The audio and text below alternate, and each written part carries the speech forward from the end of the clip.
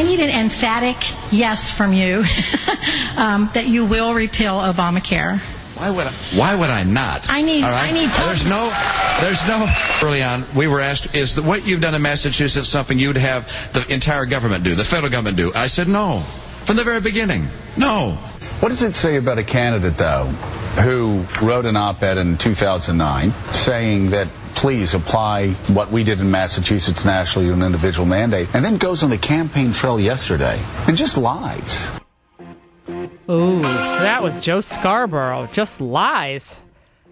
Talking about Mitt Romney saying, of course I'm going to push to overturn Obamacare. I never said it was a deal that should be done on the federal level. Well, Scarborough's saying, op-ed you wrote in 2009 pretty much indicated it should be done on a federal level, and you went on to say that the Bennett-Wyden legislation that was proposed at the time was a good idea. Well, it turns out that had a mandate in it. So, given that, how does this all stand up? Joining us now, Rick Santorum from the campaign trail this Super Tuesday, former senator from Pennsylvania, presidential candidate. Of course, this show is heard in every state on Super Tuesday, and we're delighted Senator Santorum is with us. Senator, how are you, sir? I'm doing great, Laura. How are you this morning? I'm wonderful, and I know you have heard about this op-ed that surfaced in 2009, and now and part of an interview that was on Meet the Press in 2009, where Mitt Romney referenced, although not as clearly, I think, the need to get people to sign up for insurance. Well, it's pretty clear that he in the op-ed and also in the Meet the Press interview, he talks about imposing fines on people who don't buy insurance. That's how you enforce the individual mandate. And he said that you should follow what Massachusetts did. And he said, he referenced, as you mentioned, Bennett-Wyden, which was an individual mandate.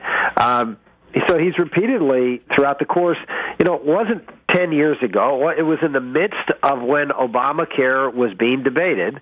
He, in an op-ed, as well as on Meet the Press, said he supported an individual mandate and it should be applied to the federal regime. And in the 2008 debates, Fred Thompson, he went back and forth and said, are you for mandates? Yeah, mandates are a good thing, he said, when it comes to health care. So it's the remaking of Mitt Romney every time. And the troubling thing is, and I think as Scarborough suggested, to go out, to do it is one thing, but to go out and then not tell the truth about what your positions were and try to remake yourself as he's done repeatedly. I just keep coming back to this, Laura. We're going to give away the most important issue in this election, one that swing state voters and key voting groups in America do not want a federal individual mandate. They don't want Obamacare, and yet the establishment Republicans are all clamoring to put the guy who gives away the most important issue in this election away to a president that we can't. It's not going to be an easy election. We can't be given those kinds of things to the other side and turn them into liabilities instead of assets for our campaigns. We're talking to Rick Santorum. Obviously, you sound like you're a little under the weather. You must be exhausted. Yeah, I've got a head cold. Sorry about that. Oh no, you must be exhausted. So, Santorum said that Romney's lying. Do you put it that way? Well, Scarborough, you said he's lying. Yeah, Scarborough. Right? Excuse me. Sorry, excuse me. Scarborough okay. said that. I just don't want to be quoted as having to do with what I didn't say. Sorry, Scarborough said that Romney is lying. Would you put it that way? Well, he's not owning up to what he did. He says, he repeatedly, he did this before. He did this in the last debate, if you remember, Laura, when he said, "Oh no, I never forced Catholic hospitals to provide the morning after pill." When we back into, I thought I had read it several times. Newt and I sort of looked over each other and said, "Gee, that's what I read," but he said, no, that's not true. Well, we went back and checked it. Yeah, it was true. He did, in fact, do that. So you just see this. Maybe it's the fact that he figures he can outspend people 10 and 12 to 1, and just bury them and not have to be accountable for his own record. But his record is pretty clear. He was for a big government-mandated healthcare system, which was the model for Obamacare. He advocated it for the model for Obamacare when this debate was going on, and now he is out there trying to run away from that position, and he's been caught dead right. I thought it was really interesting, Laura, that the USA Today op-ed was somehow removed from the archives. Now, I don't know how that happens, but you think the Romney campaign had it removed? Do you think the Romney campaign had it removed? I have no idea, but I just found. Why are you raising it then? Well, because I found it odd, don't you? I mean, that somehow that particular op-ed was removed from the archives, and here's a situation where Governor Romney's out there trying to make a narrative that doesn't comport with the facts, and he had to know that. He had to know what he advocated back in 2009, and yet he was out there telling the primary voters something fundamentally different. Well, yeah, I think it is a little odd, too, but, stranger things have happened in this campaign. Senator Santorum, your lead in Iowa has shrunk down to pretty much nothing. It's a dead heat in two of these polls. I guess three show you guys neck and neck. Romney's up a couple points in a few of them.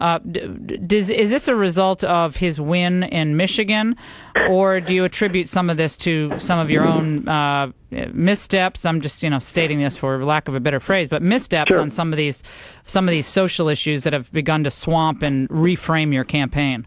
Well, it's certainly it's always a combination of factors. I think probably the fact that you're getting outspent 12-1 in the state probably doesn't help you either when they're running $12 million of basically negative ads.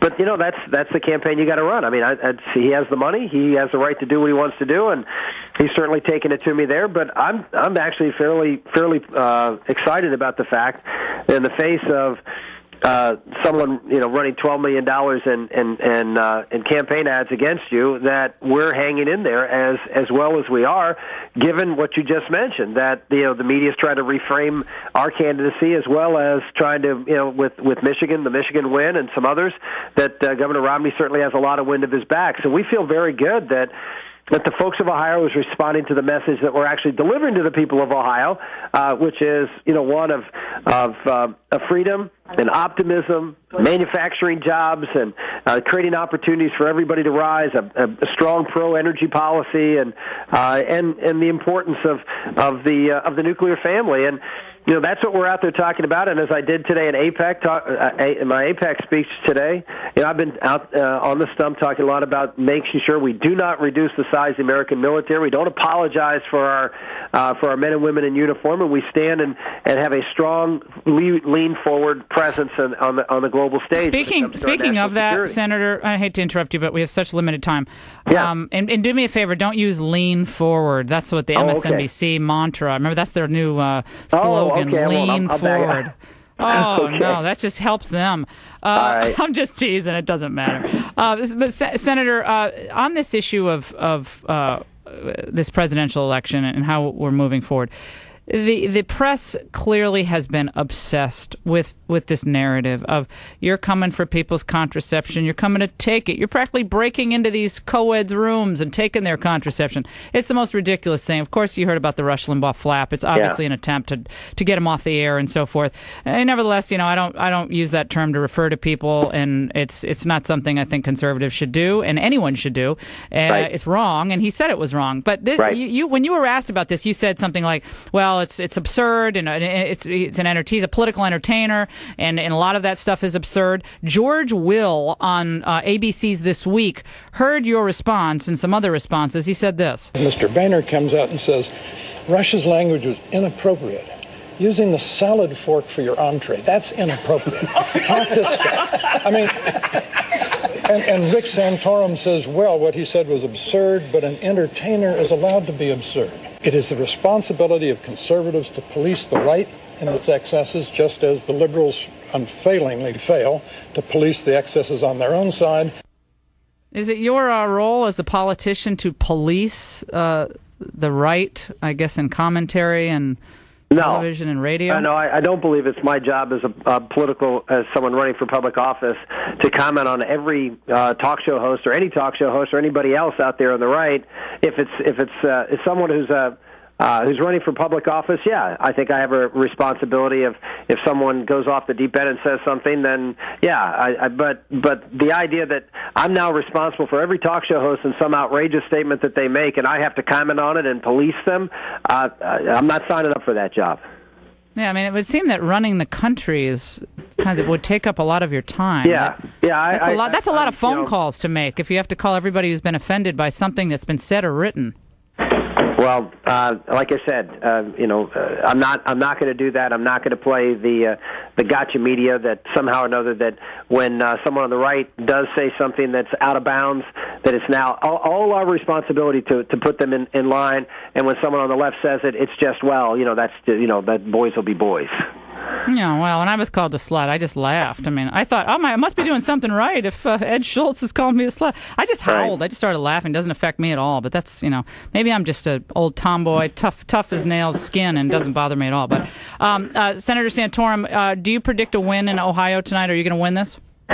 Well, I don't know. I mean, I feel very good. I mean, we feel like we've got a little wind at our back here the last couple of days, and certainly Governor Romney's huge misstep on this. Not misstep. Fact is that Governor Romney was out there misrepresenting his position on the most important issue of this campaign, on the issue of Obamacare, and the fact that he is, in many respects, uniquely unqualified now to make the case against Barack Obama, the most important issue of the day.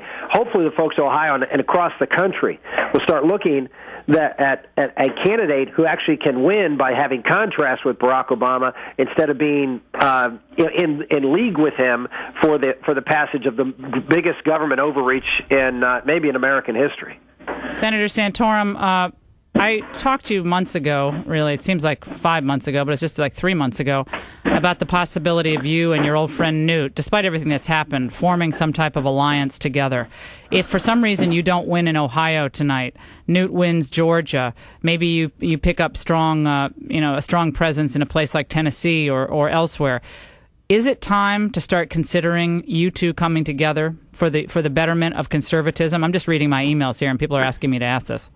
Well, let's wait and see what happens. I want to make sure that we have the strongest possible candidate in the general election, and I obviously believe I'm the strongest possible candidate. And if you look at the last several primaries, we've been the candidate up there against Governor Romney, and in spite of being outspent badly, we've gone toe to toe with him on every single contest, and have done really remarkably well, and have appeal across this country, and have done well across this country, not just in one region of the country. And I'm hopeful that folks will see that. And right, but wouldn't you and Gingrich?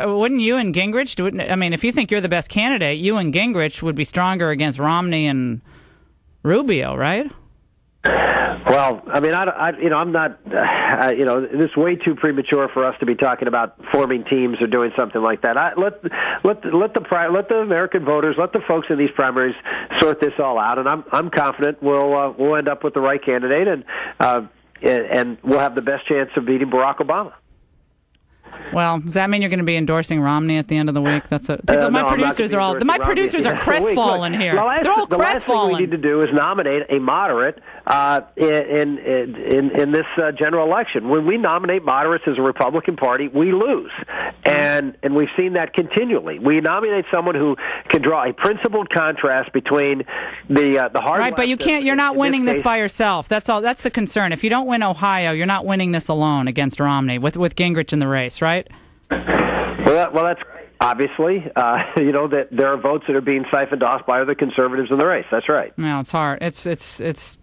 Well, look, I think what has been done on this fluck and social issue stuff is ridiculous. Your speech at AIPAC, we've gotten a lot of comments on. Terrific. You've always stood strong for Israel, and all the candidates have. But we wish you the best. We wish all the candidates the best today. But Rick Santorum, you're great to be with us. Please keep yourself healthy and say hi to everyone for us out there. You're in every state. You've been in every state the Laura Ingraham Show's in. So great reach. Rick Santorum, thank you so much. Thank you.